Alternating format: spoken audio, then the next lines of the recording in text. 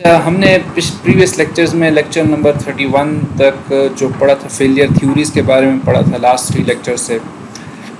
Failure theories जैसे मैं पहले बता चुका हूँ कि थ्योरीज़ ही हैं और थ्योरीज़ लॉज नहीं होते और थ्योरीज़ जो आप उन पोस्टुलेट्स को कहते हैं जिसको आप टेस्ट करके या यूनिवर्सली ट्रुथफुल या हर जगह एप्लीकेबल नहीं होते। ठीक है, तो ये लिटरेचर तक ही महदूद होते हैं और ये based on some mathematical investigations या कैलकुलेशंस इन्होंने एक्सट्रैक्ट की होती हैं थ्योरीज। एक्सपेरिमेंटली इसको शायद सपोर्ट ना मिल रही हो या एक्सपेरिमेंटल सपोर्ट है पर मैथमेटिकल सपोर्ट नहीं है, तो ऐसी चीज़ें आपकी थ्योरीज बन जाती हैं।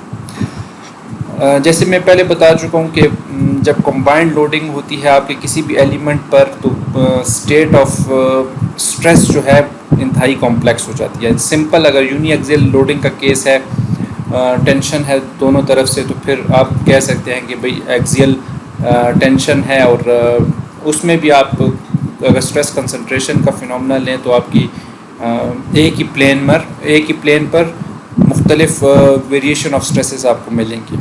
और इसी तरह आप बायएक्सियली ले दो एक्सिस पर अगर आप लोडिंग अप्लाई करें और अगर आप 3 एक्सिस पर ट्राई एक्सियली लें और 3 एक्सिस पर आप लोडिंग अप्लाई करें तो आपकी जो स्टेट ऑफ स्ट्रेस है एलिमेंट के अंदर इंतहाई कॉम्प्लेक्स हो जाती है। लोडिंग किसी भी किस्म की फोर्स से हो सकती है, चाहे वो टेंशन हो, कंप्रेशन हो, टॉर्जन हो, शेयर हो, बेंडिंग हो, जिस किस्म की भी फोर्सेस हो या जिस किस्म के भी इफ़ेक्ट्स हों फोर्स के, वो आपकी लोडिंग कॉज कर सकते हैं। ठीक है, आपके रियल टाइम स्ट्रक्चर्स में हो सकते हैं।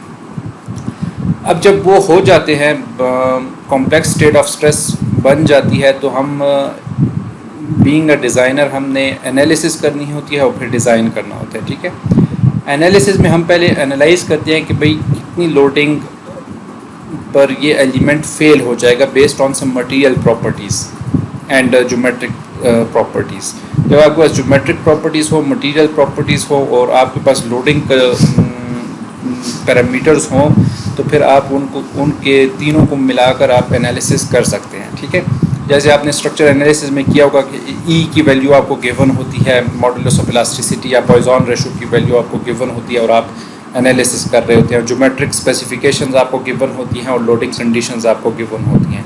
ज्योमेट्रिक स्पेसिफिकेशन में आपका क्रॉस सेक्शन आ गया, लेंथ आ गया और आपकी जो सपोर्ट कंडीशंस हैं वो आ गई। इस किस्म की जो स्पेसिफिकेशंस है वो आपकी ज्योमेट्रिक स्पेसिफिकेशंस हो गई। ठीक है, और लोडिंग कंडीशंस आपकी जो डिफरेंट किस्म की लोडिंग है बेस्ड ऑन करेक्टरिस्टिक्स और based on it's behaviour, pointed है, कंसंट्रेटेड है, यूनिफॉर्मली डिस्ट्रीब्यूटेड लोड है या यूनिफॉर्मली वेरिएंग लोड है या कोई जनरल लोडिंग कंडीशन है।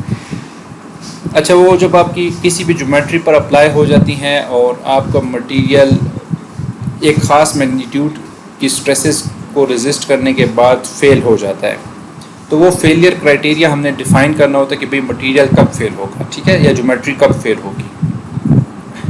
तो ये जो जितनी भी थ्योरी ऑफ फेलियर्स हैं ये बेस्ड ऑन मटेरियल प्रॉपर्टीज़ हैं। ठीक है, वो स्ट्रेसेस और स्ट्रेसेस को कंसिडर कर रहे होते हैं। स्ट्रेसेस एक उसकी ज्योमेट्री की इंट्रिंसिक प्रॉपर्टी होती है। अच्छा भाई, इसमें हम आज का लेक्चर फॉर्मली स्टार्ट करते हैं थ्योरीज ऑफ फेलियर से। हमने प्रीवियसली 2 थ्योरीज पढ़ी थी, थ्योरीज तो नहीं पढ़ी थी, जो 2 जनरल कैटेगरीज ऑफ फेलियर पढ़ी थी, ductile material failure and brittle material failure. आज उसकी सब कैटेगरीज पढ़ेंगे कि भाई उसकी सब कैटेगरीज कौन कौन सी है। अच्छा, ये लेक्चर ये एक इंडियन ऑथर हैं रामदास, तो उन्होंने तैयार किया है और इंतहाई ज़बरदस्त तैयार किया है, इसको ही हम फॉलो करेंगे। आपकी जो पहले मैं बता चुका हूँ 6 से 8 किस्म की different theories of failure exist कर रही हैं लिटरेचर में। Maximum principal stress theory, maximum principal strain theory, maximum strain energy theory, distortion energy theory, maximum shear stress theory and octahedral stress theory. अच्छा, ये नेम ही अपनी ही डेंटेशंस जो हैं रिप्रेजेंटेशंस कर रही हैं कि भाई सेल्फ एक्सप्लेनेटरी है किस्म की मैक्सिमम प्रिंसिपल स्ट्रेस थ्योरी, कि भाई जब प्रिंसिपल स्ट्रेसेस मैक्सिमम हो तो उसके करस्पॉन्डिंगली जो स्ट्रेस की जो थ्योरी है उसकी बेसिस पर जो थ्योरी बनाई गई है कि भाई मैक्सिमम स्ट्रेसेस को कंसिडर करके जो थ्योरी एक्सप्लेन कर रही है फेलियर को, वो मैक्सिमम प्रिंसिपल स्ट्रेस थ्योरी है। और वो थ्योरी जो प्रिंसिपल स्ट्रेंस को, प्रिंसिपल स्ट्रेसेस को हम पहले पढ़ चुके हैं कि भाई प्रिंसिपल स्ट्रेसेस कैसे कैलकुलेट करते हैं। इसमें हम जनरल इक्वेशन मेथड भी पढ़ चुके हैं और मोहर सर्कल का भी तरीका पढ़ चुके हैं कि भाई आप प्रिंसिपल स्ट्रेसेस कैसे कैलकुलेट करते हैं। इन शॉर्ट, अगर प्रिंसिपल स्ट्रेसेस कैलकुलेट करनी हो, प्रिंसिपल स्ट्रेसेस में मिनिमम डायरेक्ट स्ट्रेसेस और maximum direct stresses both are considered as principal stresses. अब प्रिंसिपल स्ट्रेसेस इन जनरल कैसे कैलकुलेट होती है? Shear stresses, maximum shear stress is maximum top plus stress average या मीन, और maximum top minus stress average करें तो आपके पास मिनिमम प्रिंसिपल स्ट्रेसेस आ जाती हैं। तो मैक्सिमम प्रिंसिपल स्ट्रेसेस और मिनिमम प्रिंसिपल स्ट्रेसेस, इनको दोनों को यकजा करके प्रिंसिपल स्ट्रेसेस कहा जाता है। तो पहली थ्योरी मैक्सिमम प्रिंसिपल स्ट्रेसेस को कंसिडर कर रही है, दूसरी थ्योरी मैक्सिमम प्रिंसिपल स्ट्रेंस को कंसिडर कर रही है। हमने स्टार्ट में पढ़ा था कि भाई स्ट्रेसेस के करस्पॉन्डिंगली स्ट्रेंस होते हैं और कुछ पैरामीटर्स जो है हमने स्ट्रेंस को कुछ रिसर्चर्स ने लिया और कुछ ने स्ट्रेस को लिया। मैक्सिमम स्ट्रेन एनर्जी थ्योरी, ये स्ट्रेन एनर्जी आपका एक एक्सटेंसिव चैप्टर था मैकेनिक्स ऑफ सॉलिड्स 1 में, I think so.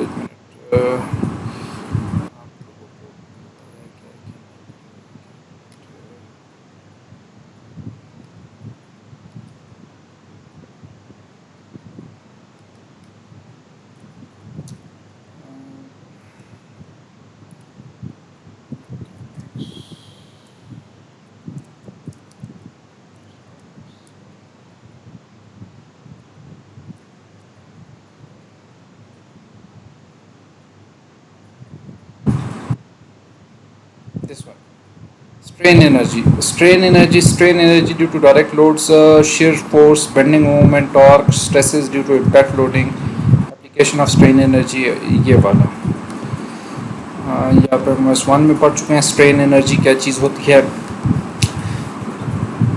Simply स्टेटिंग, strain energy वो एनर्जी स्टोर होती है जो एक बॉडी को स्ट्रेन करने की कैपेसिटी रख रही होती है, ठीक है। तो ये मैक्सिमम अगर हो तो फिर उसको मैक्सिमम स्ट्रेन एनर्जी, उसके करस्पॉन्डिंगली जो थ्योरी प्रेजेंट की गई है वो मैक्सिमम स्ट्रेन एनर्जी थ्योरी है। डिस्टॉर्शन एनर्जी थ्योरी, डिस्टॉर्शन से जाहिर है कि भाई जब बॉडी में जितनी डिस्टॉर्शन होगी उसकी जितनी एनर्जी स्टोर होगी, जितनी एनर्जी रिक्वायर्ड होगी उस डिस्टॉर्शन की कॉज करने के लिए, तो उसको डिस्टॉर्शन एनर्जी थ्योरी कहते हैं। मैक्सिमम शेयर स्ट्रेस थ्योरी, जब शेयर स्ट्रेसेस मैक्सिमम हो जाए उसके करस्पॉन्डिंगली जब फेलियर होगा तो मैक्सिमम शेयर स्ट्रेस थ्योरी उसको एक्सप्लेन कर रही है। ऑक्टाहेड्रल स्ट्रेस थ्योरी, जब आपके स्ट्रेस एलिमेंट को अगर आप ऑक्टाहेड्रल प्लेन्स में तकसीम करते हैं, इसको मैंने एक सिंपल अगर उसको शो किया हुआ है, आपका स्ट्रेस ब्लॉक 2 dB होता है, 3 dB होता है। इसमें ऑक्टाहेड्रल किस्म का एक स्ट्रेस ब्लॉक लिया है और उसमें ऑर्थोगोनल स्ट्रेसेस, डायरेक्ट स्ट्रेसेस और शेयर स्ट्रेसेस को कैलकुलेट किया है। और इस प्लेन्स पर जो स्ट्रेसेस अगर मैक्सिमम हो जाएं उसकी वजह से जो फेलियर आएगा वो आपकी maximum octahedral stress theory explain करेगी। तो मुख्तलिफ रिसर्चर्स ने मुख्तलिफ थ्योरीज रिप्रेजेंट की हैं। अच्छा, इनको बारी बारी डिस्कस करते हैं। पहले कुछ जनरल प्रिंसिपल्स पढ़ लेते हैं फेलियर के बारे में। Failure occurs when material starts exhibiting inelastic behaviour, जब मटेरियल आपका इनइलास्टिक बिहेवियर शो करने लग जाए, जब आपका यील्ड पॉइंट क्रॉस कर जाए या यील्ड पॉइंट पर पहुंच जाए तो आपका मटेरियल फेल कंसिडर किया जाता है, ठीक है। अच्छा, ये थोड़ी सी पुरानी अप्रोच थी। अभी आजकल जो नई चीज़ आ रही है वो परफॉर्मेंस बेस्ड डिज़ाइन है। वो आपकी जो इन इलास्टिक में जो इलास्टिक कर्व है वो काफ़ी बड़ा होता है, उसको आप अंडर यूटिलाइज कर रहे होते हैं मटेरियल की स्ट्रेंथ्स को, तो एक्स्ट्रा फैक्टर ऑफ सेफ्टी आप लगा रहे होते हैं। तो अभी नया मॉडर्न जो कॉन्सेप्ट आया है वो परफॉर्मेंस बेस्ड डिज़ाइन है, वो मॉडर्न उसमें कंट्रीज़ में फॉलो हो रहा है। उसमें आपके पास जो फेलियर है वो यील्ड पॉइंट पर नहीं कंसिडर किया जाता। कहते हैं कि भाई मैक्सिमम अल्टीमेट स्ट्रेसेस या फ्रैक्चर तक आप उसको कंसिडर कर सकते हैं इन बिटवीन। ये जो material failure when it reaches in elastic behaviour और आफ्टर इन इलास्टिक बिहेवियर, ये जो थ्योरी है ये कोड बेस्ड डिज़ाइन की थ्योरी है कि भाई मटेरियल आपका फेल कंसिडर होगा जब आप इलास्टिक लिमिट क्रॉस कर जाएं। Brittle and ductile materials, different modes of failure. Brittle material और डक्टाइल मटेरियल दो डिफरेंट बिहेवियर शो करते हैं। ब्रिटल मटेरियल यील्डिंग नहीं शो करता, एटॉमिक रीएडजस्टमेंट्स नहीं होती, तो ब्रिटल मटेरियल डायरेक्ट फ्रैक्चर करता है, while ductile material yielding show करता है। तो इन दोनों की फेलियर मैकेनिज्म्स मुख्तलिफ हैं और mode of failure depends on loading too. तो आपकी जो लोडिंग कंडीशंस है इस पे भी आपकी जो फेलियर क्राइटेरिया है वो डिपेंड करता है, ठीक है। अभी टॉर्जन है, तो टॉर्जन में तो यकीनी बात है कि आपको मटेरियल शेयर की वजह से फेल होगा, तो आपका जो अप्रोप्रिएट थ्योरी है मैक्सिमम प्रिंसिपल स्ट्रेस थ्योरी, वो तो आपके पास एप्लीकेबल नहीं होगी, वो आपके पास maximum shear stress theory applicable होगी, ठीक है। मुख्तलिफ कंडीशन में मुख्तलिफ किस्म की थ्योरी एप्लीकेबल होगी। Ductile materials exhibit yielding plastic deformation before failure. Plastic deformation वही है कि भाई आपका मटेरियल प्लास्टिक स्टेट में चला गया है, आपकी एटॉमिक रीएडजस्टमेंट्स अलाउेबल हैं। अच्छा, यील्ड स्ट्रेसेस और आपका मटेरियल वीकर हो जाता है, मींस अगर आप स्ट्रेंस बढ़ रही होती हैं और स्ट्रेसेस का मैग्नीट्यूड नेग्लिजिबली बढ़ रहा होता है, तो ये आपका प्लास्टिक डिफॉर्मेशन को रिप्रेजेंट कर रहा होता है। मींस डायरेक्टली प्रोपोर्शनल नहीं होती stress is equal to strain. Yield stresses is a material property. Material geometry independent property है यील्ड प्रॉपर्टी, ये मटेरियल की अपनी प्रॉपर्टी है। कंक्रीट की अपनी यील्ड स्ट्रेंथ होगी, हाई स्ट्रेंथ कंक्रीट के अलग से होगी और नॉर्मल कंक्रीट के अलग से होगी, लाइट वेट कंक्रीट के अलग से होगी, इस किस्म की स्टील के अलग से है और कंपोजिट्स के अलग से है, ठीक है। ये मटेरियल प्रॉपर्टी है, ज्योमेट्रिक प्रॉपर्टी नहीं है, ज्योमेट्री पे डिपेंडेंट नहीं है। Brittle materials no yielding sudden failure. Brittle material yielding नहीं करते, हमें एक किस्म की अलर्ट्स नहीं दे रहे होते और डायरेक्ट फेल हो जाते हैं। तो फैक्टर ऑफ सेफ्टी एक होता है कि भाई जिसमें हम सेफ्टी मार्जिन को डिसाइड करते हैं कि भाई आपकी कितनी अल्टीमेट स्ट्रेसेस हैं और अलाउेबल स्ट्रेसेस कितनी हैं, ठीक है। उसकी जो परसेंटेज आती है, उसकी जो रेशो आती है, उसको फैक्टर ऑफ सेफ्टी। और ये फैक्टर ऑफ सेफ्टी आपकी ब्रिटल्स मटेरियल्स में ज़्यादा हो रखेंगे और डक्टाइल मटेरियल्स में कम रखेंगे, क्योंकि डक्टाइल मटेरियल्स हमें ऑलरेडी अलर्ट्स दे रहे होते हैं और ब्रिटल मटेरियल चूँकि डायरेक्ट फेल हो जाते हैं, तो इसलिए हम उसका फैक्टर ऑफ सेफ्टी ज़्यादा रखेंगे। डक्टाइल मटेरियल और ब्रिटल मटेरियल का स्ट्रेस स्ट्रेन कर्व शो किया गया है। स्ट्रेस वर्सेस स्ट्रेन है और ये देख सकते हैं इलास्टिक स्ट्रेन है इस रीजन में और यहाँ पर प्लास्टिक स्ट्रेन हो गया इस रीजन में, और ये ब्रिटल मटेरियल है। अच्छा, ब्रिटल मटेरियल्स में डायरेक्ट फ्रैक्चर हो जाता है, स्ट्रेस फ्रैक्चर, और ये स्ट्रेस यील्ड है और यहाँ पर फ्रैक्चर हो रहा है डक्टाइल मटेरियल। तो अगर आपका यील्ड पॉइंट एग्जैक्टली नोन ना हो और प्रोमिनेंट ना हो आपके स्ट्रेस स्ट्रेन कर्व में, तो आप 0.2% ऑफ द स्ट्रेन कैलकुलेट कर सकते हैं। मीन्स आप 0.2% ऑफ द स्ट्रेन की वैल्यू कैलकुलेट करें और इस जो पहली लाइन है इसके पैरेलल एक और लाइन ड्रॉ करें, तो आपका जो यहाँ पर ये इंटरसेक्ट करता है आपकी कर्व के साथ, तो ये पॉइंट आपका यील्ड पॉइंट कहलाएगा। ये इंतहाई इंपॉर्टेंट पॉइंट है कि भाई यील्ड आपकी जो यील्ड पॉइंट प्रोमिनेंट ना हो, विजिबल ना हो, तो आप उसको कैसे एक्सप्लोर करेंगे, फाइंड कैसे करेंगे। Well defined yield point in ductile materials, factor of safety on yielding. आपका जो डक्टाइल मटेरियल्स में है वेल डिफाइंड यील्ड पॉइंट होता है, और आपका जो फैक्टर ऑफ सेफ्टी है वो यील्ड पॉइंट को ही मद्देनज़र रख के एक्सप्लेन डिफाइन किया जाता है। डक्टाइल मटेरियल्स के, ब्रिटल मटेरियल्स के लिए क्या है, no yield point in brittle materials, yield point है ही नहीं। ये तो हमने खुद से एक खुद साख्ता अप्रोच अडॉप्ट की है, और ठीक है, ये अप्रोक्सीमेटली अप्रोच सही है। Factor of safety based on failure या फ्रैक्चर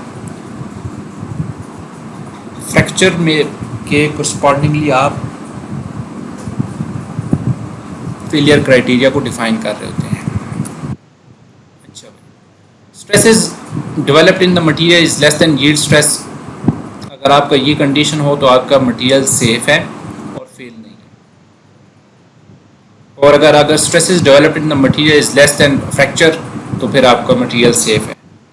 तो सिंपल एक्सियल लोड आप देख सकते हैं कि भाई अगर एक कोई बार है, इस पर एक्सियल लोड है, टेंसाइल स्ट्रेसेस इसके अंदर वो होंगी, ओरिजिनेट होंगी।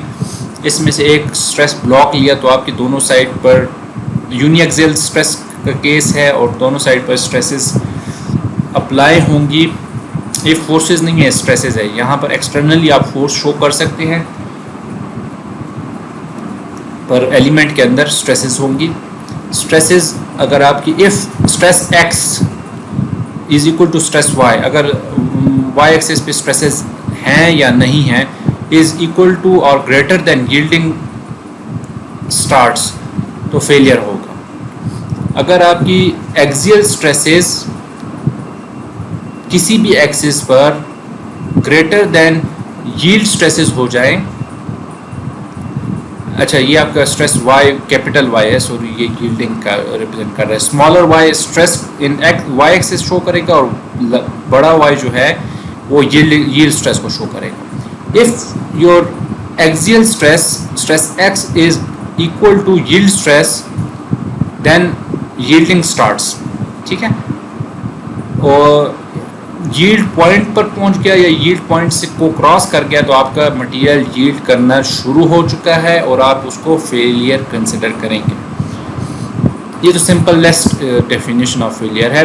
Yielding is governed by single stress component stress x. इस केस में यूनिएक्सियल केस में तो एक ही स्ट्रेस ही रिस्पॉन्सिबल है फेलियर काज करने के लिए। Similarly in pure share only shear stresses, pure shear का केस है, प्योर बेंडिंग के केस होते हैं, ये थोड़े आइडियलिस्टिक केसेस होते हैं। यूनिएक्सियल डायरेक्ट स्ट्रेस का केस आइडियलिस्टिक नहीं है क्योंकि बहुत सारे मटेरियल्स पर डायरेक्ट स्ट्रेसेस अप्लाई होती हैं। आपका जो प्योर शेयर का केस है उसमें आपके पास टॉप मैक्स अगर maximum shear stress yield shear stress तक पहुंच गई है तो आपका मटेरियल यील्ड कर गया है इन शेयरिंग, तो आप इसको फेलियर कंसिडर करेंगे। यहाँ पर एक क्वेश्चन राइज होता है कि भाई multi axial state of stress में आप कैसे इस क्राइटेरिया को डिफाइन करेंगे, क्योंकि स्ट्रेसेस का मैग्नीट्यूड भी वेरी कर रहा होता है, ठीक है। तो ये फिर हमारे लिए चैलेंज होता है और यहाँ पर हमारे पास फेलियर थ्योरीज आती हैं। Various types of loads act on same time at the same time. कोई सा भी एलिमेंट है इस पे कंबाइंड लोडिंग का केस है। आपकी loading direct axial stresses, bending आ गई, टॉर्जन आ गई, तो axial moment and torque simultaneously apply है। और ये आपका एक इंटरनल प्रेशर की एग्जांपल ली हुई है और एक्सटर्नल यूटीएल लोड है। कोई सा भी सिलेंडर है, आपका इंटरनल प्रेशर है उसमें और वर्टिकली इस पर डिस्ट्रीब्यूटेड लोड भी है, तो इसको इन्होंने कहा है कि भाई ये देखिए कि कंबाइंड लोडिंग का केस है। अंदर से प्रेशर भी लग रहा है, लॉन्गिट्यूडनल स्ट्रेसेस भी हैं, डिपेंड करते कि प्रेशर वेसल कौन सी है। अगर आप थिन वॉल्ड है तो आपके पास 2 स्ट्रेस कंपोनेंट्स हैं, अगर थिक वॉल्ड है तो 3 स्ट्रेस कंपोनेंट्स हैं, और ऊपर से आपके पास जो है बेंडिंग भी कॉज हो रही है, ठीक है। इस किस्म के केसेस में जब कंबाइंड लोडिंग हो तो वहाँ पर आपकी जो सिंपल फेलियर क्राइटेरियाज हैं वो फेल हो जाते हैं एक्सप्लेन करने के लिए सिचुएशन। अच्छा, multi axial state stress 6 stress components 1 representative value. आपके पास 6 डिफरेंट कंपोनेंट्स आते हैं और रिप्रेजेंटेटिव वैल्यू जो आपने फेलियर की लेनी है वो एक लेनी है। मसला ये तो एक एक्सिस पे था ना, तो इस तरह 2 एक्सिस पे हो गए तो 2 कंपोनेंट्स, और इसी तरह फिर आप इसको क्यूब ले लें तो फिर आपके पास 6 डिफरेंट कंपोनेंट्स आ जा रहे हैं। 6 डिफरेंट कंपोनेंट्स कहाँ पर होते हैं आपके पास, एक मिनट में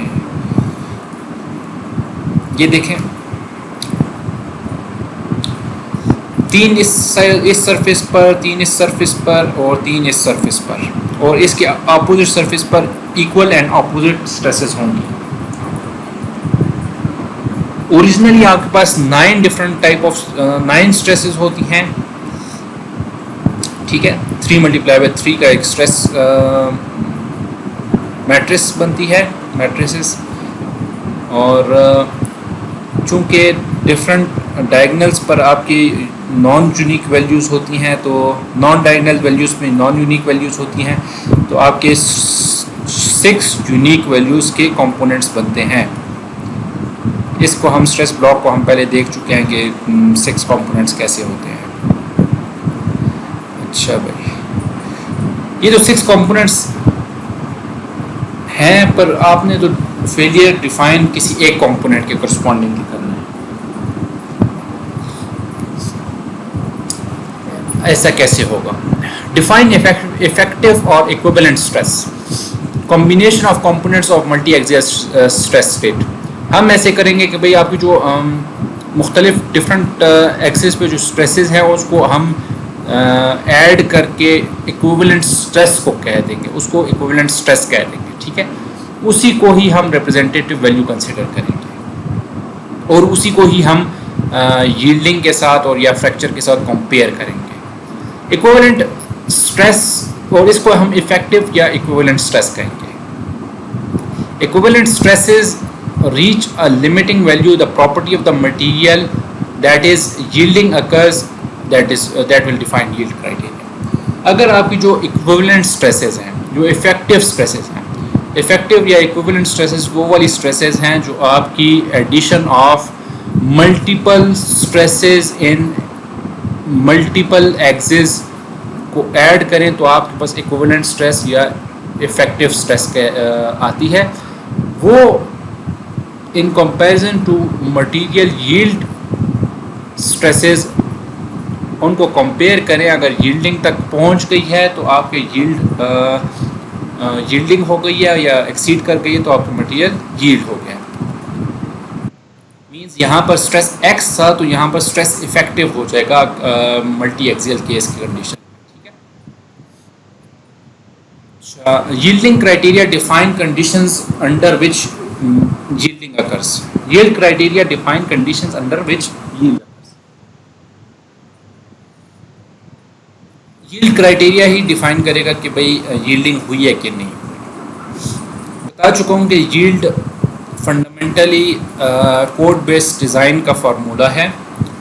जो कोड बेस्ड डिज़ाइन यानी आप करते हैं उनका प्रिस्क्राइब किया फार्मूला है। अभी परफॉर्मेंस बेस्ड पे आ रही हैं चीज़ें। अब यील्डिंग से आगे अगर आप देखें तो अच्छी खासी स्ट्रेस की कर्व है, स्ट्रेस स्ट्रेन कर्व है, इसको आप यूटिलाइज कर सकते हैं। मींस अगर आपका मटेरियल यहाँ पर फेल हो रहा है 100% पर, तो आप इसको अंडर यूटिलाइज कर रहे हैं, 40% पर ही आप कंसिडर कर रहे हैं कि मटेरियल फेल हो रहा है। हद तक कि आपकी इतनी डिफॉर्मेशन, प्लास्टिक डिफॉर्मेशन मटेरियल बर्दाश्त कर सकता है। तो ये एक डिफेक्ट है कोड बेस्ड डिज़ाइन में, और हम इसी को फॉलो कर रहे होते हैं और करते रहेंगे तब जब तक उसको बेसिक्स में नहीं लाए। अच्छा, single yield criteria does not cater for all materials. बात तो यह है कि मटेरियल की बिहेवियर मुख्तलिफ हैं, तो हम एक ही सिंगल यील्ड क्राइटेरिया डिफाइन नहीं कर सकते। Selection of the yield criteria एक प्रॉब्लम है, क्योंकि मटेरियल के बिहेवियर मुख्तलिफ हैं और लोडिंग की कंडीशंस मुख्तलिफ हैं। अच्छा, material yielding depends on rate of loading, static और डायनामिक। ये एक और पेचीद किया कि भाई मटेरियल की जो यील्डिंग है वो लोडिंग के करस्पॉन्डिंगली भी वेरिएट कर रही होती है। स्टैटिक लोडिंग हो तो आपका मटेरियल डिफरेंटली बिहेव कर रहा होता है, और डायनामिक लोडिंग हो, इम्पैक्ट लोडिंग हो तो मटेरियल डिफरेंटली बिहेव कर रहा होता है। अच्छा, कुछ मोटी मोटी बातें देख लेते हैं। Yield criteria expressed in terms of quantities like stress state, strain state और स्ट्रेन एनर्जी। कहते हैं हम यील्ड क्राइटेरिया को हम डिफाइन कैसे करें, ये एक बड़े प्रॉब्लम बन गई है कि यील्ड क्राइटेरिया को कैसे डिफाइन करें। हम कहते हैं कि भाई हम कुछ तीन मोटी मोटी चीज़ें, असूली बातें ले लेते हैं। स्ट्रेस ऑफ स्टेट को ले लेते हैं, या स्टेट ऑफ स्ट्रेस को ले लेते हैं, या स्टेट ऑफ स्ट्रेन को ले लेते हैं। कहते हैं स्ट्रेसेस को कंसिडर कर देते हैं, या स्ट्रेन्स को कंसिडर कर देते हैं, या स्ट्रेन एनर्जी को कंसिडर कर देते हैं। ये तीन डिफरेंट फैक्टर्स हम कंसिडर कर देते हैं जिसको हम कंपैरिजन ऑफ यील्ड स्ट्रेसेस लाएंगे और फिर डिफाइन करेंगे कि भाई यील्ड हो गई है कि नहीं। अच्छा, यील्ड फंक्शन आपका बनता है, यील्ड फंक्शन क्या बनता है कि भाई फंक्शन जो आपके जो स्ट्रेसेस हैं, stress X, stress X Y, tau X Y, tau Y Y, इस किस्म का जो है वो अगर यील्ड का फंक्शन है, ठीक है, ये आपका फंक्शन बन जाता है। तो ये आपकी जो स्ट्रेस आई जे है जो स्ट्रेस डिफाइन करेगा स्टेट ऑफ स्ट्रेस को। स्ट्रेन्स हो तो यहाँ पर स्ट्रेन्स की वैल्यू लगा दें, और स्ट्रेन एनर्जी हो तो यहाँ पर स्ट्रेन एनर्जी को as a function of yield consider करें। If your function with respect to stresses and is less than zero, yielding से means yield से कम है तो no yielding take place and material is safe। अगर equal to zero आ जाए तो मतलब है yielding start हो गई है, onset of yielding, और इसको भी आप fail consider करेंगे। और अगर आपका मटेरियल जो फंक्शन है वो greater than zero हो जाए, मीन्स आपने स्ट्रेसेस को विद रिस्पेक्ट कोरस्पॉन्डिंग टू आपने यील्डिंग कंसिडर किया, और आपकी जो स्ट्रेसेस का जो फंक्शन है वो ग्रेटर देन ज़ीरो आ गया, तो आपकी मटेरियल फेल हो गया। ओके, अच्छा भाई, yield function developed by combining stress components into single equivalent effective stress. कहते हैं जो स्ट्रेस आई जे है ये हम कहाँ से लाएं? किसी खास एक्सेस को तो हम नहीं ले सकते, स्ट्रेस एक्स ले लें, स्ट्रेस एक्स वाई ले लें, वो तो आपकी सिंप्लिसिटी के लिए मैंने फंडामेंटली एक्सप्लेन किया। पर ये जो स्ट्रेस कंपोनेंट है ये स्ट्रेस इफेक्टिव होगा। आपकी मुख्तलिफ एक्सेस की जो स्ट्रेसेस हैं उसका कॉम्बिनेशन होगा, सम फार्मूलेशन होगी उसकी। वो अगर जिसको हमने बताया था कि हम इफ़ेक्टिव स्ट्रेस को डिफ़ाइन कैसे करें और मल्टी एक्सियल स्ट्रेस के लिए हम क्या करें, वन रिप्रेजेंटेटिव वैल्यू हमने लेनी थी। वन रिप्रेजेंटेटिव वैल्यू आपकी इफ़ेक्टिव स्ट्रेस होगी, और यही रिप्रेजेंटेटिव वैल्यू ये है स्ट्रेस आई जे, जिसको ये आई जे वेरिएबल्स हैं, ठीक है। अच्छा भाई, इक्विवेलेंट स्ट्रेस ये जो आपका जो फंक्शन है, जो वन रिप्रेजेंटेटिव वैल्यू है, इसको जो है depends on stress state and yield criteria. अगर आपने स्ट्रेस को लिया है तो स्ट्रेस की स्टेट को डिफाइन करेगा, अगर स्ट्रेन को लिया है तो आपकी स्ट्रेन स्टेट को डिफाइन करेगा, और स्ट्रेन एनर्जी को लिया है तो स्ट्रेन एनर्जी की स्टेट यील्डिंग को डिफाइन कर रही है, ठीक है, क्योंकि कंपैरिजन टू आपने यील्डिंग को ही रखना है। अच्छा, this is not a material, this is not a property. Equivalent stress depends on the stress state and yield criteria and not a property। Equivalent stress जो है अपनी ज़ात में तो कुछ भी नहीं है, मतलब इसकी एग्जिस्टेंस तो कुछ भी नहीं है। मतलब है कि आपके ये कॉम्बिनेशन ऑफ स्ट्रेसेस है, और कॉम्बिनेशन ऑफ स्ट्रेसेस आपको रियलिटी में मटेरियल पर लगते हुए नहीं नज़र आते, और ना वो कॉम्बिनेशन उसमें लग रहे होते हैं। आपकी खुद साख्ता क्रिएटेड एक एक्सप्लेनेशन है। स्ट्रेस एक्स एक्स एग्जिस्ट करती है, स्ट्रेस एक्स वाई एग्जिस्ट करती है, स्ट्रेस वाई वाई एग्जिस्ट करती है। 6 और 9 डिफरेंट कंपोनेंट्स एग्जिस्ट करते हैं, पर equivalent stress is not a property of the material. Compare equivalent stress with the yield stress of the material. कहता है कि भाई आपने जो इक्विवेलेंट स्ट्रेस है उसको आपने मटेरियल की प्रॉपर्टी के साथ कंपैरिजन किया, ठीक है। यील्ड सरफेस, अच्छा भाई कंपैरिजन किया, उस पर आपने डिफाइन करना है कि मटेरियल फेल होगा कि नहीं फेल। अब बात यह है कि भाई यील्ड सरफेस ग्राफिकल रिप्रेजेंटेशन, आप इसको जो फेलियर क्राइटेरिया है इसको आप ग्राफिकली रिप्रेजेंट कर सकते हैं कि नहीं, क्वेश्चन तो ये राइज होता है।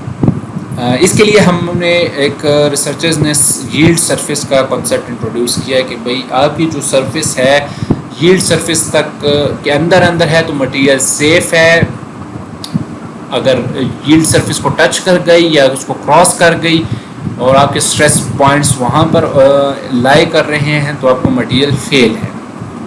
ग्राफिकली हम इसको कैसे प्लॉट कर सकते हैं? Graphical representation of yield function is, अगर आपका इक्वल टू 0 है उसके अंदर है तो आपका मटेरियल सेफ है। इसकी सरफेस कैसे रिप्रेजेंट होती है या आगे हम देखेंगे। Yield surface is plotted in principle stress space. ये एक रूल है कि भाई आपको जो यील्ड सरफेस है आपने with respect to principal stresses को प्लॉट करना है। वेस्टगार्ड स्ट्रेस स्पेस, और इसको यील्ड सरफेस को आपने वेस्टगार्ड स्पेस स्ट्रेस स्पेस कहलाते हैं। अच्छा, ये एमसीक्यूज वगैरह के लिए इंपॉर्टेंट होते हैं कि भाई ये ख़ास पर्टिकुलर थ्योरीज़ के बारे में कि भाई ये थ्योरी किसने प्रेजेंट की थी। यील्ड सरफेस क्लोज कर्व होता है, ये आगे आएगा कि भाई यील्ड सरफेस में आपको बता दूं एक किस्म का ये यील्ड सरफेसेस है, ठीक है। ये क्लोज्ड कर्व हैं और यहाँ पर प्रिंसिपल स्ट्रेसेस हैं और दोनों एक्सिस पर प्रिंसिपल स्ट्रेसेस है और ये आपकी कर्व है और ये डिफरेंट थ्योरीज और डिफरेंट रिसर्चर्स देती है, ठीक है। अगर आपको material within stresses states जो है effective stresses within this close surface lie कर रहे हैं तो आपको मटेरियल सेफ है, अगर क्रॉस कर रहे हैं तो फेल हो जाएगा। ये डिफरेंट रिसर्चर्स की थ्योरीज हैं।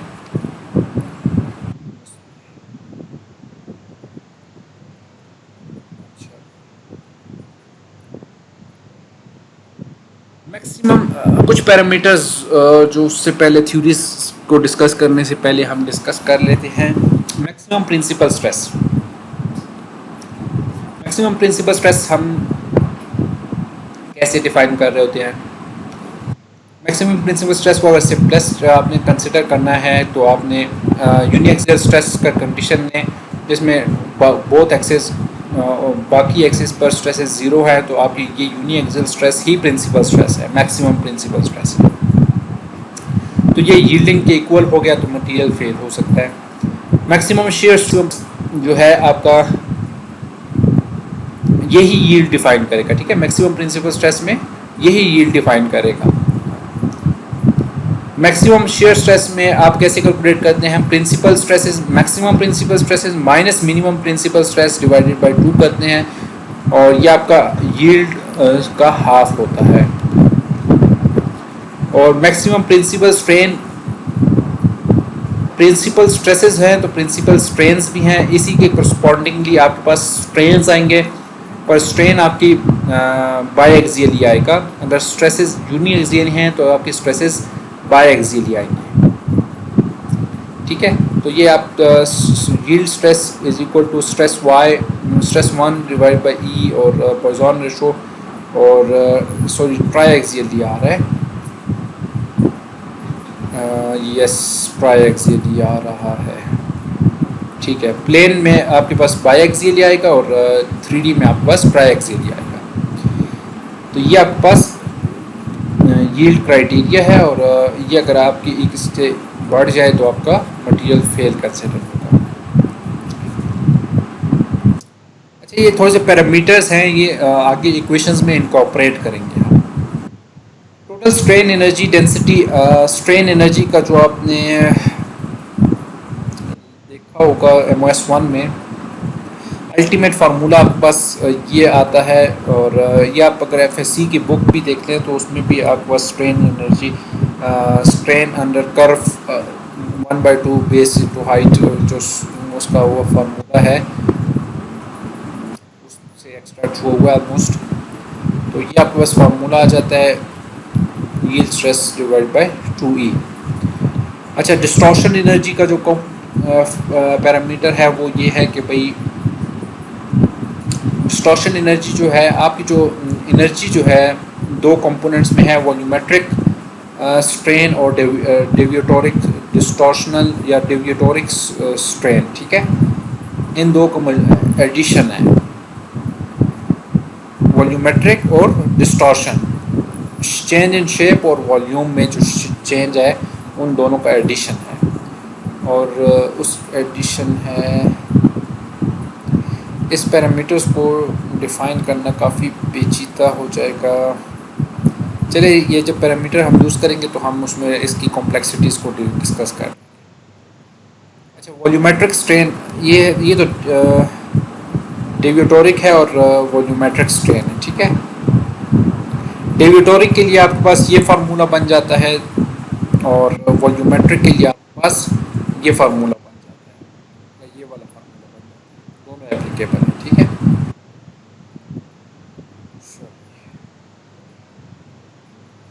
वो तो कुछ पैरामीटर्स थे जो हम आगे इक्वेशंस में इनकॉर्पोरेट करेंगे।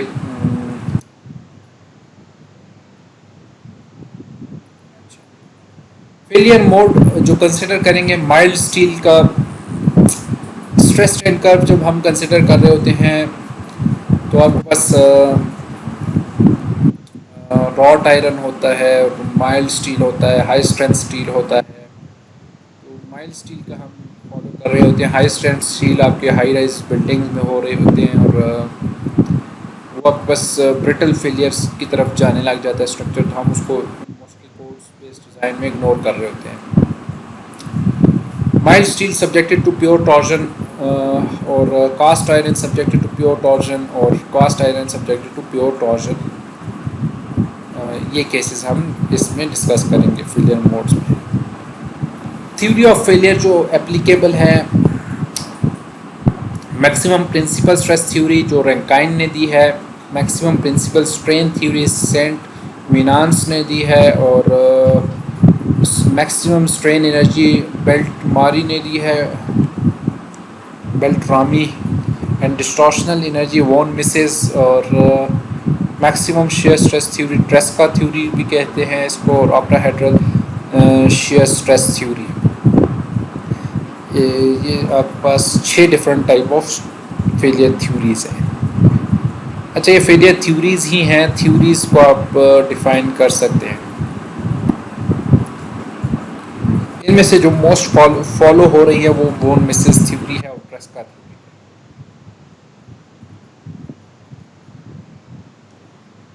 मैक्सिमम प्रिंसिपल स्ट्रेस थ्योरी क्या कह रही है भाई? मैक्सिमम प्रिंसिपल स्ट्रेस थ्योरी, एक मिनट में आता हूँ, 1 मिनट।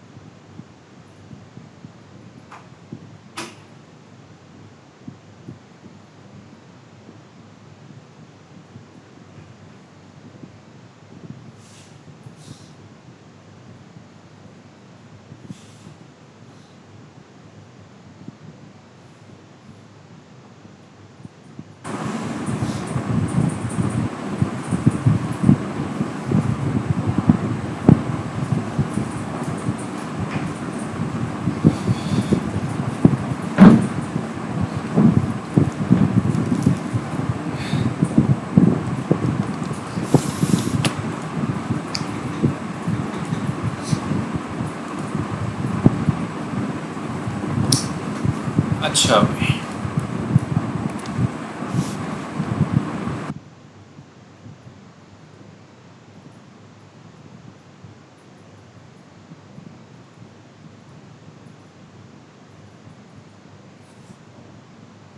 अच्छा भाई,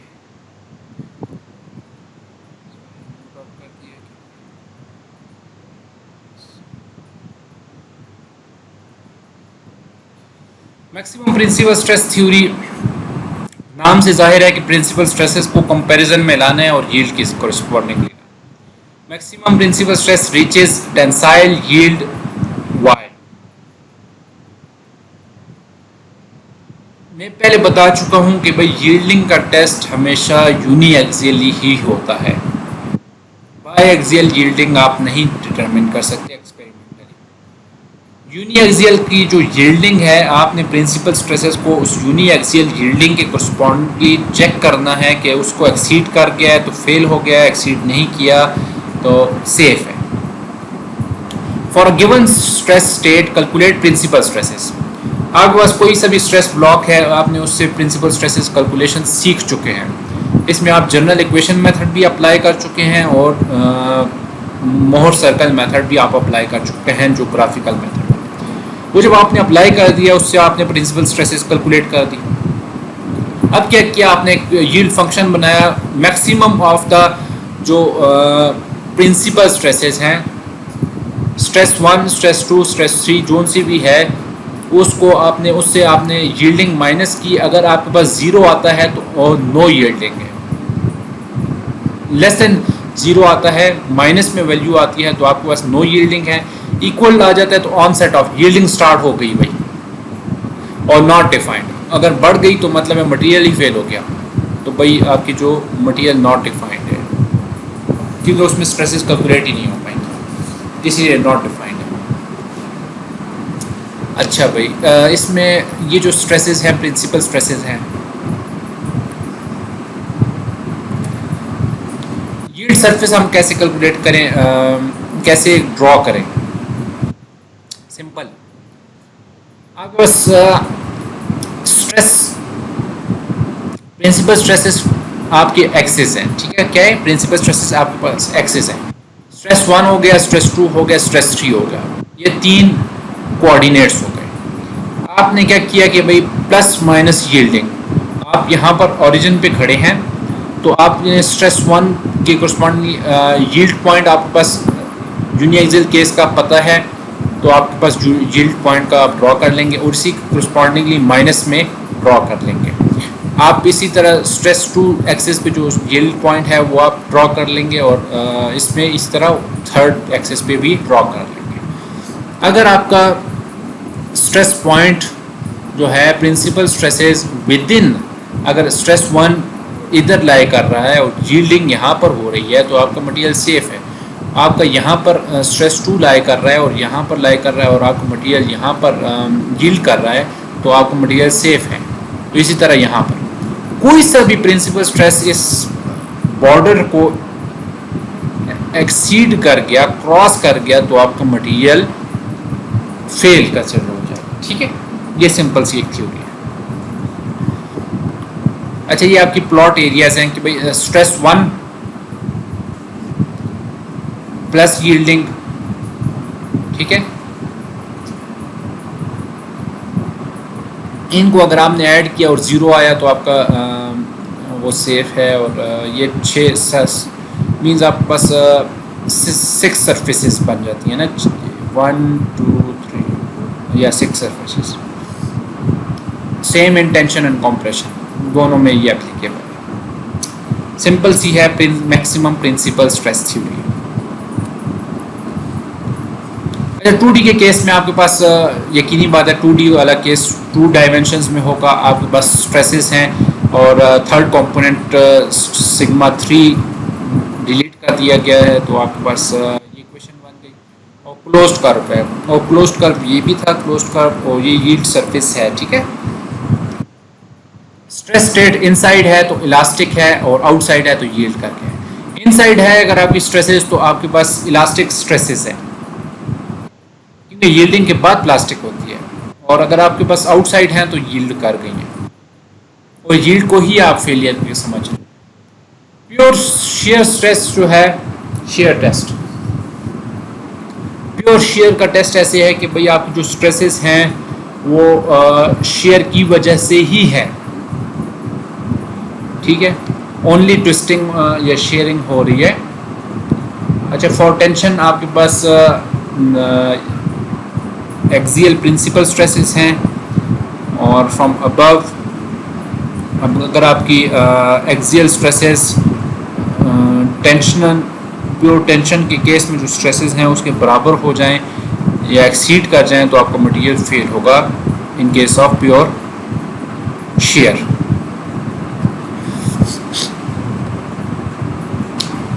दो किस्म की स्ट्रेसेस है ना, डायरेक्ट स्ट्रेसेस और शेयर स्ट्रेसेस।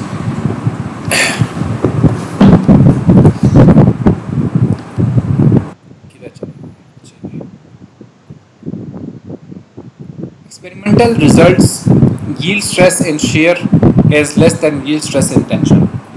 एक्सपेरिमेंटली ये प्रूव हुआ है कि भाई आपकी जो मटेरियल शेयरिंग स्ट्रेसेस की वैल्यू कम होती है और यील्ड स्ट्रेस की वैल्यू ज़्यादा होती है। मटेरियल आपका अक्सर शेयर की वजह से फेल नहीं हो रहा होता। Predicts well if it all principal stresses are tensile. अगर आपका मटेरियल टेंसाइल स्ट्रेसेस अप्लाई हो रही हैं टेंसाइल फोर्स की वजह से, तो आपका मटेरियल में शेयर फेलियर की वजह से फेल नहीं होगा, वो आपका यील्डिंग की वजह से फेल होगा, प्रिंसिपल स्ट्रेसेस की वजह से फेल होगा। Maximum shear stresses are not principal stresses, याद रखिएगा। Maximum principal stresses are not shear stresses, maximum shear stresses are not principal stresses. Principal stresses direct stresses हैं और एक्सियल स्ट्रेसेस हैं, इसमें मिनिमम और मैक्सिमम डायरेक्ट स्ट्रेसेस बहुत शामिल हैं और ये किसी भी एक्सेस पे हो सकता है।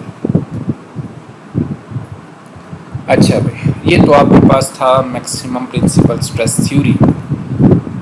सिंपल सी थ्योरी है, सेल्फ एक्सप्लेनेटरी थ्योरी है, इतनी कोई हाई फाई साइंस नहीं है। इक्वेशंस हैं, जनरल इक्वेशन है, ये आपका इफेक्टिव स्ट्रेसेस है।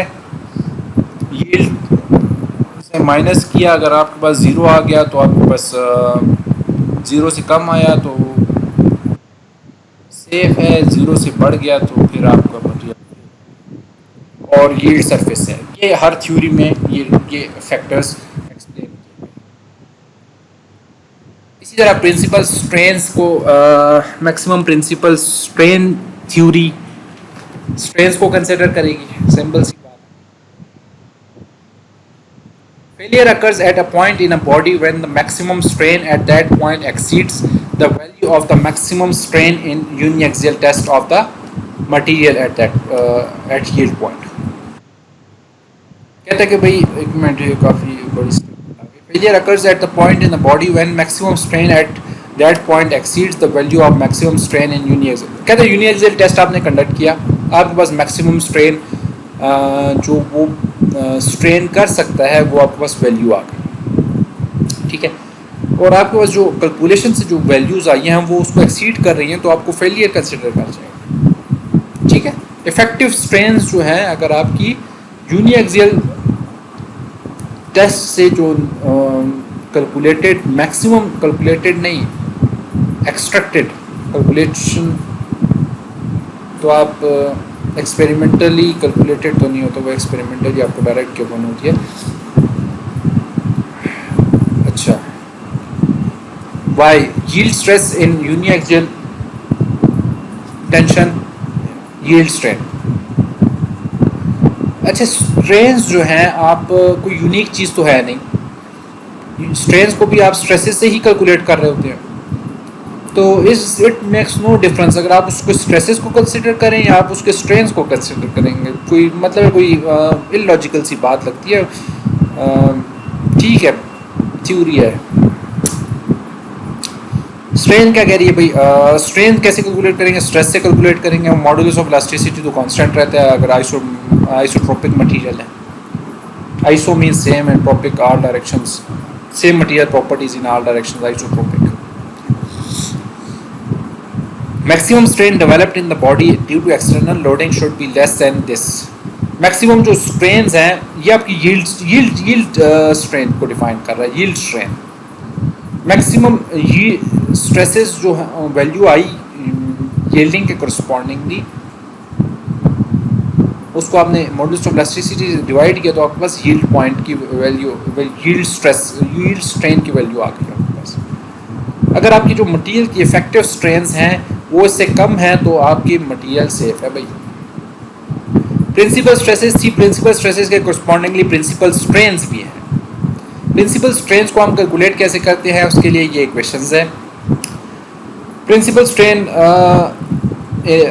E1 epsilon 2 epsilon naught epsilon 3 और आपके पास जिस डायरेक्शन में स्ट्रेन कैलकुलेट हो रही होती है उसमें 100% होता है और सम परसेंटेज, ये पॉइजन रेशो सम परसेंट है, ये परसेंट जो है ऑलमोस्ट 10% से लेकर 50% के लगभग बीच में ही होता है। ठीक है, मीन्स अगर आपकी एक एक्सिस में 100% स्ट्रेन हो रहा है तो बाकी एक्सिस में मैक्सिमम 50% स्ट्रेन हो रहा होगा रबर के केस में। अगर कंक्रीट है तो आपका 10% स्ट्रेन हो रहा होगा अदर डायरेक्शंस में। अच्छा, ये तो आपके पास आ गई प्रिंसिपल स्ट्रेसेस के कोरस्पॉन्डिंगली। अच्छा, ये प्रिंसिपल स्ट्रेसेस है, this is interesting. Stress x वगैरह नहीं है, स्ट्रेस 1, स्ट्रेस 2, स्ट्रेस 3 है। ये आपके पास प्रिंसिपल स्ट्रेसेस है, ठीक है, और ये मैक्सिमम प्रिंसिपल स्ट्रेसेस है। ये आप कैलकुलेट करना सीख चुके हैं 2D के केस में, या 2D के केस में, 3D के केस में आपने नहीं देखना इसको। अच्छा भाई, आगे देखते हैं कि भाई आगे हम क्या करते हैं। हमने तो ये डिफ़ाइन कर दिया स्ट्रेंस को हमने डिफ़ाइन कर दिया, और एक काम करते हैं कि ये डायरेक्ट जंप कर गया, पीछे जाते हैं और यहाँ पर फंक्शन बनाया हमने मैक्सिमम। यहाँ पर एप्सिलॉन 1, एप्सिलॉन 2, एप्सिलॉन 3 माइनस वो किया और ये डिफ़ाइन कर दिया। ये आपकी मैक्सिमम प्रिंसिपल स्ट्रेन थ्योरी बन जाएगी आपकी। सिंपल है, ठीक है, आगे चलते हैं। ये जब हमने कर दिया प्रिंसिपल स्ट्रेन थ्योरी को डिफाइन कर दिया तो हमने फिर यील्ड सरफेसेस बनानी है। यील्ड सरफेसेस हमने कैसे बनानी है, वही काम करना है। जहाँ पर स्ट्रेसेस हैं वहाँ पर स्ट्रेंस लिख लेना है, स्ट्रेन 1, स्ट्रेन 2, स्ट्रेन 3 और plus yield plus yield plus yield, और हमारे पास वो बन जाएगा, किधर गया, हमारे पास यील्ड सरफेस बन जाएगी। यील्ड सरफेस में थोड़ा सा ट्विस्ट है, थोड़ा सा ट्विस्ट ये है कि जो पॉइजन रेशो है ना, ये भी थोड़ी सी डिस्टॉर्शन काज कर जाता है। ये कैसे डिस्टॉर्शन काज करेगा, देखो भाई, ये देखें, ये देखें आपके पास स्ट्रेस 1 अगर फुल है तो आपके पास सम परसेंट ऑफ अदर एक्सिस में है, ठीक है, और इसी को आपने प्लस माइनस यील्ड के करस्पॉन्डिंगली प्लॉट करना है। अच्छा, एक मिनट, ये आपका स्ट्रेस फंक्शन आ गया वही। अच्छा, ये इन्होंने बनाया हुआ है ये वाला, इसमें तो स्ट्रेसेस प्रिंसिपल स्ट्रेसेस थी और यहाँ पर आपके पास स्ट्रेन्स आ गए। मैक्सिमम ऑफ दिस आई जे के, I1 होगा, J2 होगा और K3 होगा, ठीक है। अच्छा, ये इधर लिखा हुआ है 1 2 3, ठीक है, और ये सारे इक्वल टू नहीं होंगे। इक्वल हो गया तो अब ये दोनों पॉइजन रेशो दोनों का इक्वल है तो वो तो 0 हो जाएगा भाई।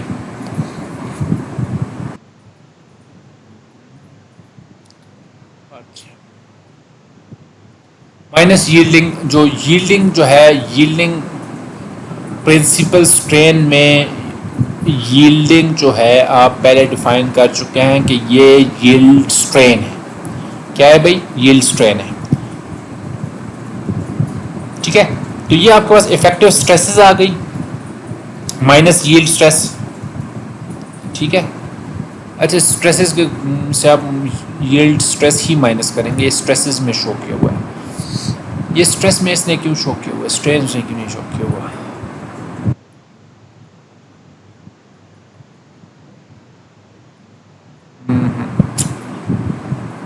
मज़ा नहीं कर रहा। ये देखो भाई, स्ट्रेसेस, अगर स्ट्रेन में आपने प्लॉट करना है तो प्लस माइनस यील्ड है, ठीक है।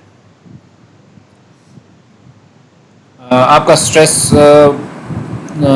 जो प्लेन है वो आपका इसी तरह आएगा, ये वाला, ठीक है। अगर आपने स्ट्रेसेस में प्लॉट करना है तो फिर आपकी गेम थोड़ी सी पलटेगी। गेम ऐसे है कि सम परसेंट आ रही है, ये देखें। स्ट्रेसेस में स्ट्रेस इफेक्टिव माइनस यील्ड आ गया, और आपके पास मैक्सिमम ऑफ इफेक्टिव स्ट्रेस आपके पास यह है, ठीक है। 2D के केस में आपके पास 2 डायमेंशंस की स्ट्रेसेस आ गई और यील्डिंग की प्लस माइनस आ गई, ठीक है। और there are 4 equations and representative. इसको अगर आप प्लॉट करें, इसको देखें भाई, प्लस में एक दफ़ा आएगा और एक दफ़ा माइनस में आएगा, ठीक है। एक दफ़ा प्लस में देखिए, प्लस में अगर आप जाएं,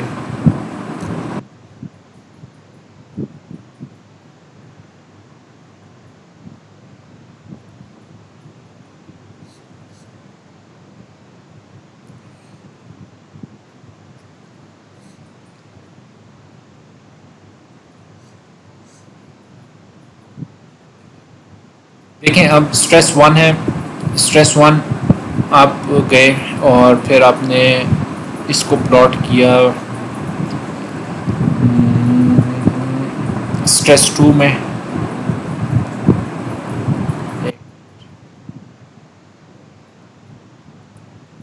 यहाँ पर इन्होंने स्ट्रेस 2 लिखा हुआ है, ठीक है। स्ट्रेस 2 में थोड़ी सी कम परसेंट है, 100% नहीं है, तो आपका 100% नहीं है तो आपके पास ये पॉइंट आ जाएगा, ठीक है। इन दो को प्लॉट किया तो आपके पास ये पॉइंट आ गया, माइनस में प्लॉट किया तो आपके पास ये पॉइंट आ गया।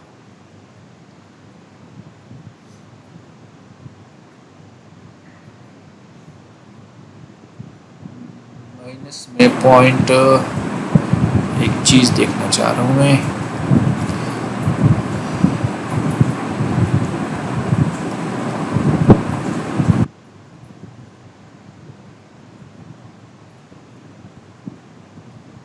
अच्छा अच्छा ठीक है।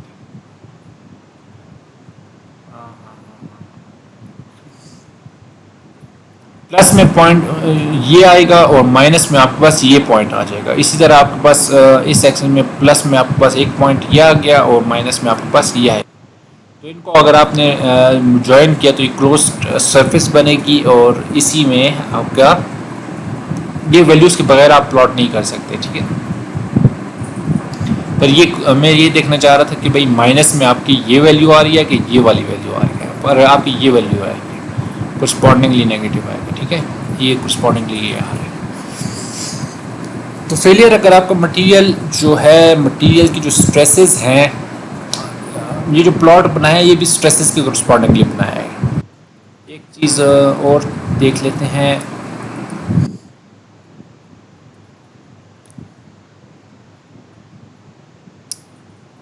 ये जो हीट सरफेस है ये हमेशा सारी की सारी थ्योरीज के लिए स्ट्रेसेस के करस्पॉन्डिंग होगी, ठीक है। हीट सरफेस हमेशा स्ट्रेसेस के करस्पॉन्डिंग होगी, बजाय थ्योरीज डिफरेंट हो, बजाय थ्योरीज के पैरामीटर्स डिफरेंट हो, पर आपने उनको अल्टीमेटली अगर हीट सरफेस कंस्ट्रक्ट करना है तो आपने उसको रिवर्ट बैक टू स्ट्रेसेस करना है। अच्छा,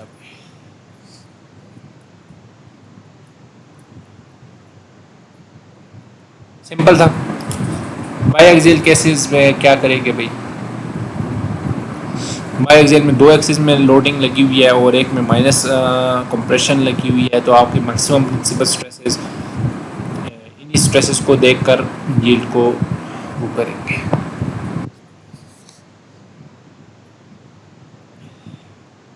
अच्छा, maximum strain theory predicts smaller value of stress than maximum principal stress theory.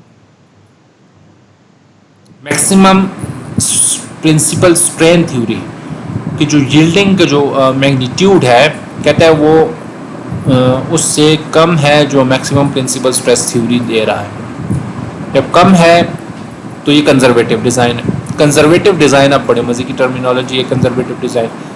एक मटेरियल फेल होना था 100% पे, 100 मेगापास्कल पे, ठीक है। एक थ्योरी ने कहा कि भाई ये प्रिंसिपल स्ट्रेस थ्योरी कह रही है कि भाई 100% पे वो फेल हो रहा है। प्रिंसिपल स्ट्रेन थ्योरी ने कहा कि भाई नहीं 80% पे फेल हो रहा है। तो भाई अब कंजर्वेटिव डिज़ाइन कौन सा वाला हो गया जो कम वैल्यू पे फेल कर रहे हैं, क्योंकि हमारे पास 20% का मार्जिन बच रहा है। Uneconomical but greater factor of safety. अच्छा भाई, ये तो हो गया। एक चीज़ देखना चाह रहा हूँ कि भाई आपकी जो यील्डिंग के केस में था, प्रिंसिपल स्ट्रेसेस के केस में स्ट्रेस 1 यील्ड के बराबर था, तो यील्ड के बराबर ही था।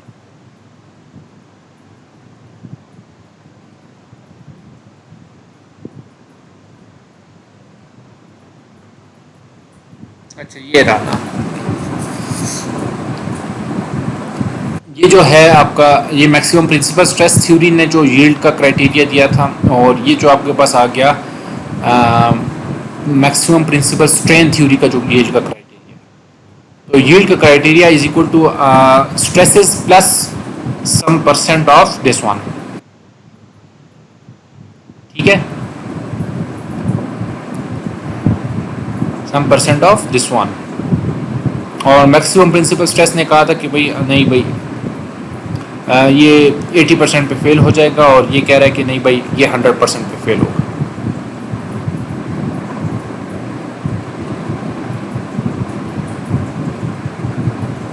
How you are going to call it conservative design?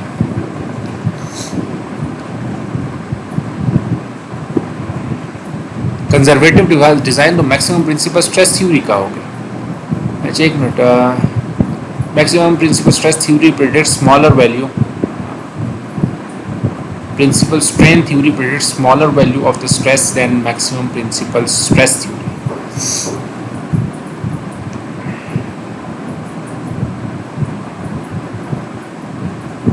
How come?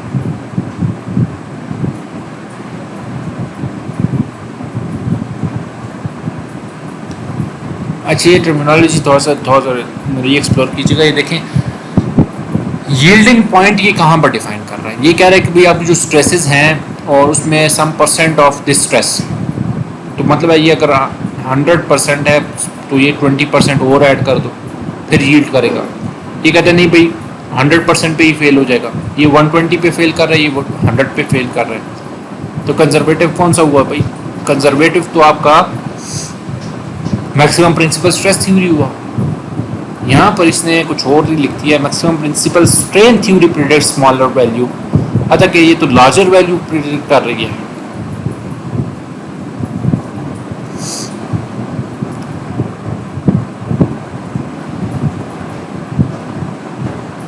हाँ,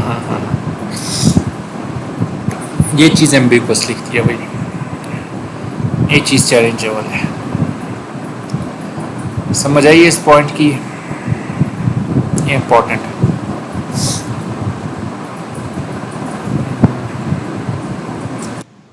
अच्छा भाई, प्योर शेयर के केस में आपके पास दोनों एक्सिस में शेयर आ गया, और शेयर में वही चीज़ आ गई, और आ गया, और 0.8% ऑफ द यील्ड आया। Not supported by experiment, experimentally ये प्रूवन नहीं है। और यहाँ पर इसका क्या है सर कि यील्ड स्ट्रेस ही शेयर स्ट्रेस को डिफाइन कर रहा है, और यहाँ पर 80% ऑफ द शेयर स्ट्रेस है। अच्छा एक बात है, केस ऑफ प्योर शेयर का कंसिडर करें तो फिर आप कह सकते हैं कि भाई maximum principal strain theory conservative, क्योंकि प्रिंसिपल स्ट्रेस थ्योरी ने कहा था कि भाई आपका जो प्योर शेयर में फेल होगा वो 100% ऑफ द यील्ड स्ट्रेस होगा। अगर आपकी shear stresses calculated shear stresses yield stresses के 100% तक बराबर हो गई तो आपका मटेरियल फेल हो जाएगा। तो ये कह रहा है, वो कह रहा है कि भाई नहीं भाई, अभी जो शेयर स्ट्रेसेस है 80% ऑफ द यील्ड तक पहुंच गई तो मटेरियल फेल हो गया। वो 100 पे फेल कर रहा है, ये 80 पे फेल कर रहा है, तो मतलब है कि कौन सा कंजर्वेटिव हुआ, प्रिंसिपल स्ट्रेन थ्योरी। पर जब आप बाईएक्सियल डायरेक्ट लोडिंग का केस करें तो आपके पास कंजर्वेटिव कौन सा हुआ भाई, आपके पास ये कह रहा है कि भाई 120 पे फेल हो रहा है, और प्रिंसिपल स्ट्रेस कह रहा है कि भाई नहीं 100 पे फेल हो रहा है, तो भाई कंजर्वेटिव आपका फिर प्रिंसिपल स्ट्रेस हुआ। समझ आ गई? अच्छा, चलें ये यहाँ तक हम आज कंक्लूड करते हैं इसको, फिर स्ट्रेन एनर्जी और distortion energy theory, von Mises theory और ट्रेस्का थ्योरी,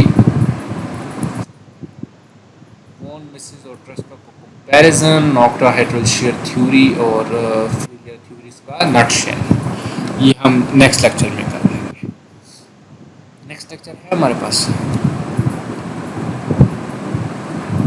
सेशनल 2 कब से आ रहे हैं ना, फाइनल्स? सर अब ये तो मेरी 17 से है, ये आज लास्ट लेक्चर है। 17 से? जी सर।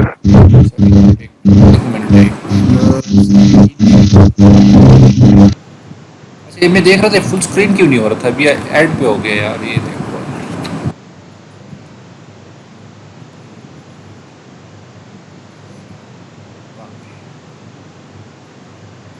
17 मंडे से आपके फाइनल्स हैं। चलो भैया, अच्छा ऐसे है, अच्छा ऐसे है तो फिर हम थोड़ा सा ओवरव्यू कर लेते हैं इसको, मोटी मोटी बातें बता दें।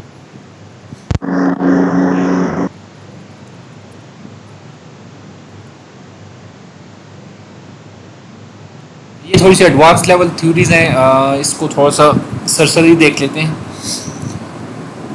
Failure at any point in the body subjected to a state of stress begins only when the energy density का फंक्शन ये है, ठीक है, स्ट्रेन एनर्जी का फॉर्मूला है, absorbed at that point is equal to the energy density absorbed by the material when subjected to elastic limit in uniaxial state of stress। असूल वही है, आप हमेशा यूनिएक्सियल टेस्ट ही कर सकते हैं, ज़्यादा नहीं कर सकते। तो इसी वजह से ये बाकी जो थ्योरीज हैं ये थ्योरीज हैं, इसको आप एक्सपेरिमेंटली अप्रूव नहीं कर सकते। यूनिएक्सियल स्टेट ऑफ स्ट्रेस आपने वो किया और उसमें आपने स्ट्रेन एनर्जी कैलकुलेट की कि भाई आपकी जो स्ट्रेन मैक्सिमम स्ट्रेन तक पहुँचते उसमें कितनी एनर्जी स्टोर होती है, वो आपने कैलकुलेट की इस फार्मूला ये फार्मूले से, ठीक है। और आपके पास जो बाकी स्ट्रेसेस की वजह से जो वो आई हैं वो आपकी, अच्छा ये आपके पास ये आ गया stress roots law, strain density function आ गया, और ये आपके पास 3 एक्सेस में आ गया, ये फंक्शन है स्ट्रेन एनर्जी फंक्शन है स्ट्रेसेस का भी और स्ट्रेन्स का भी, ठीक है। तो आपके पास स्ट्रेन्स आ गई और प्रिंसिपल स्ट्रेसेस आ गई, फाइनल इक्वेशन ये आ गई, और इसको आपने इक्विवेलेंट किया जो आपने एक्सपेरिमेंटली स्ट्रेन, ये आपकी एक्सपेरिमेंटल वैल्यू आ गई, और ये आपकी ये इफेक्टिव स्ट्रेसेस आ गई। इसको इफेक्टिव स्ट्रेसेस को आपने इसके इक्विवेलेंट किया और दूसरी साइड ले गए, तो आपको फंक्शन क्या बना, effective stresses minus yield stresses, ठीक है। चूँकि दोनों का स्क्वायर है तो इसलिए स्क्वायर लिया हुआ है, तो अगर आपका इसमें से जो माइनस किया तो फंक्शन 0 के बराबर आया तो material on set of yielding है, लेस देन 0 आया तो नॉट यील्डिंग है, और ग्रेटर देन 0 आया तो फेल हो गया। और 2D के केस में 3 माइनस कर दें, काट दें, 3 काट दें, 3 वाली जो जितनी भी इक्वेशंस हैं वो 0 से मल्टीप्लाई 3 को 0 कर दें तो आपके पास सिंप्लीफाइड इक्वेशन बन जाएगी। तो आपके पास ये 2D में आ गई, और 2D में आप इसको प्लॉट करें, प्लॉटिंग के लिए थोड़ी सी इन्होंने सिंप्लीफिकेशन की है, ये आपका एलिप्स का फार्मूला बन जाता है, अल्टीमेटली स्ट्रेस प्लेन जो है, यील्ड प्लेन जो है वो आपका ये ऑक्टाहेड्रल टाइप्स ना, ऑक्टाहेड्रल नहीं, ये एलिप्स टाइप्स। आपको मटेरियल की जो स्ट्रेसेस हैं, इफेक्टिव स्ट्रेसेस अगर विद इन दिस एलिमेंट रही तो फिर आपका मटेरियल सेफ है, अगर इसको क्रॉस कर दी तो फेल कर जाएगा। ये आपकी जो था स्ट्रेन एनर्जी थ्योरी कह रही है। प्योर शेयर का अलग से केस है, और डिस्टॉर्शन एनर्जी ये कह रही है कि भाई आपको जो मटेरियल की जो ऑल सरफेस है वो डिस्टॉर्शन, उसके लिए कितनी एनर्जी चाहिए, ठीक है। और वॉन मिसेस वॉल्यूमेट्रिक स्ट्रेसेस को डील कर रही है। अच्छा, ये जो चीज़ें हैं ये काफ़ी पेचीदा है, इसके लिए मैं थोड़ा सैंपल आपके दिखाने के लिए, ये मास्टर्स लेवल की बात आ जाती है। एक मिनट,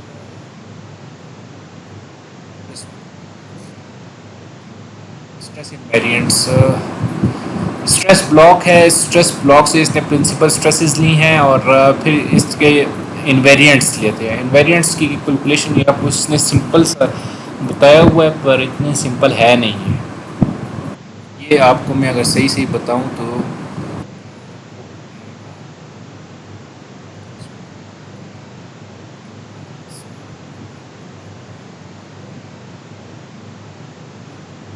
स्ट्रेसेस आ गई। अच्छा, ये आपका स्ट्रेस टेंसर आ गई, ठीक है। स्ट्रेस टेंसर क्या होता है, स्ट्रेस नोटेशंस आ गई, और ये आपके पास आर्बिट्ररी प्लेन्स में वेक्टर्स आ गए, और वेक्टर्स से फिर इन्होंने टेट्राहेड्रन नॉर्मल स्ट्रेसेस लिए हैं और ये प्रिंसिपल स्ट्रेसेस लिए, और इसको फिर सॉल्व किया है। और प्रिंसिपल नॉर्मल और प्रिंसिपल शेयर स्ट्रेस ट्रांसफॉर्मेशन फिर इन्होंने 3D में, असल में ये 3D का कर रहे हैं, ये ज़्यादा कॉम्प्लेक्स नहीं था ये, पर 3D में है तो इस वजह से इक्वेशन ज़्यादा बन गई। तो यहाँ पर डायरेक्शन कोसाइंस वगैरह लगाकर प्रिंसिपल स्ट्रेसेस कैलकुलेट किए हैं, और ये जो चीज़ है ये चीज़ उन्होंने लिखी हुई है वेबसाइट। ये आफ्टर सो मैनी कैलकुलेशंस के बाद आई है, ठीक है। ये इतना सिंपल है नहीं। ये स्ट्रेस इन्वेरिएंट्स हैं जो ये आपकी थ्योरी सरसरी तौर पर यहाँ पर डिफाइन कर रही है। ये वॉन मिसेस की थ्योरी है, ठीक है।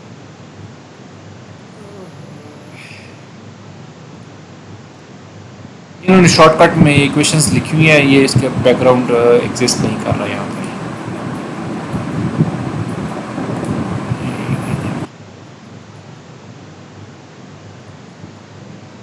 ये वॉन मिसेस का वो आ जाता है प्लॉट। शेयर स्ट्रेसेस का ये कह रहा है कि भाई 50% ऑफ द यील्ड स्ट्रेसेस में मटेरियल फेल हो जाएगा, वॉन मिसेस ये कह रहा है। प्रिंसिपल स्ट्रेस आपका 100% कह रहा था, और मैक्सिमम प्रिंसिपल स्ट्रेन थ्योरी 80% कह रही थी, और ये 50% कह रही है, ठीक है, 57%। और ये आपका उसका अलग प्लॉट आ गया, डिविटोरिक प्लेन आ गया।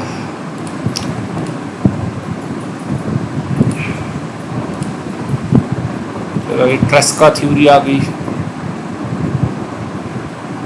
ये मैक्सिमम शेयर स्ट्रेसेस को कंपैरिजन में ला रही है, और यूनिएक्सियल टेंशन के, ठीक है, यूनिएक्सियल टेंशन के करस्पॉन्डिंगली ये मैक्सिमम शेयर स्ट्रेसेस को कंपैरिजन में ला रही है। दो तीन चीज़ें इंपॉर्टेंट है हर थ्योरी में। एक तो ये कि वो कंपैरिजन किसको कर रही है, यूनिएक्सियल टेंशन सब डील कर रहे हैं, यूनिएक्सियल टेंशन को सब as a yield criteria define कर रहे हैं, और उसको एक इफेक्टिव या इक्विवेलेंट स्ट्रेसेस को हर रिसर्चर डिफरेंट इक्विवेलेंट स्ट्रेसेस को कंसिडर कर रहे हैं। प्रिंसिपल स्ट्रेस वाले ने प्रिंसिपल स्ट्रेसेस को कंसिडर किया, इफेक्टिव स्ट्रेसेस को और इक्विवेलेंट स्ट्रेसेस को, और प्रिंसिपल स्ट्रेन वाले ने प्रिंसिपल स्ट्रेन्स को कंसिडर किया।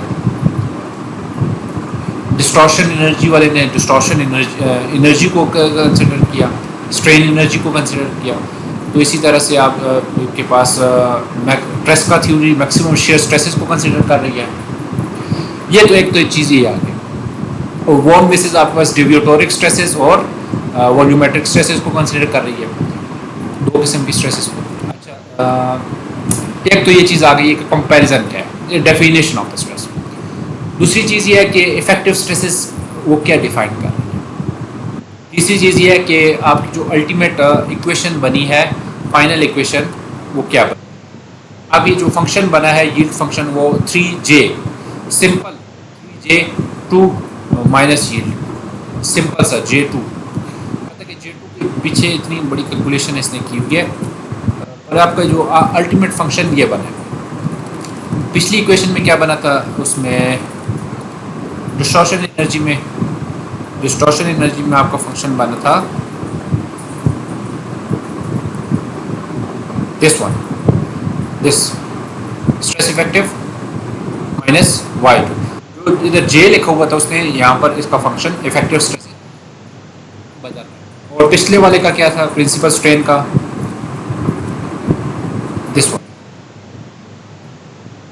This is effective minus y, और यील्ड टेंसाइल यील्ड। अच्छा, इसी तरह आपके पास प्रिंसिपल स्ट्रेसेस का था, और ऑक्टाहेड्रल में आपके पास ऑक्टाहेड्रल प्लेन्स कंसिडर होते हैं। ऑक्टाहेड्रल प्लेन्स को मैं आप स्टार्ट में बता चुका हूँ कि ऑक्टाहेड्रल प्लेन्स ऑक्टाहेड्रल 8 सरफेसेस में कंसिडर होते हैं, और प्रिंसिपल स्ट्रेसेस कंसिडर करके और उसी तरह फिर कैलकुलेशन करके किया गया है। और इसको शो करना चाहें,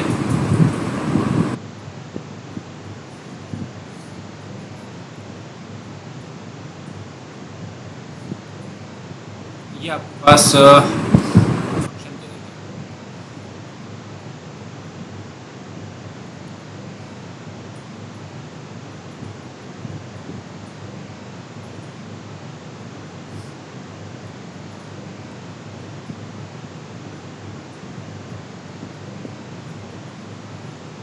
ये इफेक्टिव स्ट्रेसेस आ गई, और ये आपके पास यील्ड केस आ गया, ठीक है। और ये यील्ड के यहाँ पर आप फंक्शन लिखते हो, और ये यील्ड को वहाँ पर जाकर माइनस में ले जाएं, तो आपके पास ये फंक्शन, ये प्योर शेयर करते हैं इसे।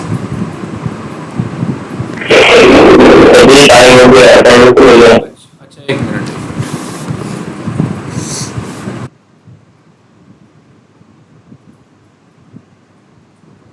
अच्छा,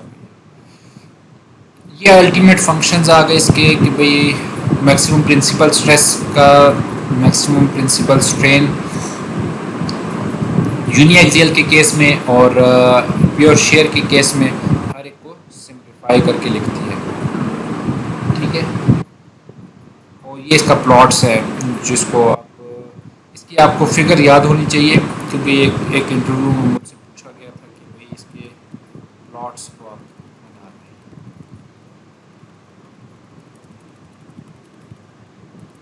अच्छा, ये आपके पास फेलियर थ्योरीज हैं, और इस पे आप पूरा एक सब्जेक्ट डेडिकेट कर सकते हैं फेलियर थ्योरीज में, एक्सटेंसिव टॉपिक है।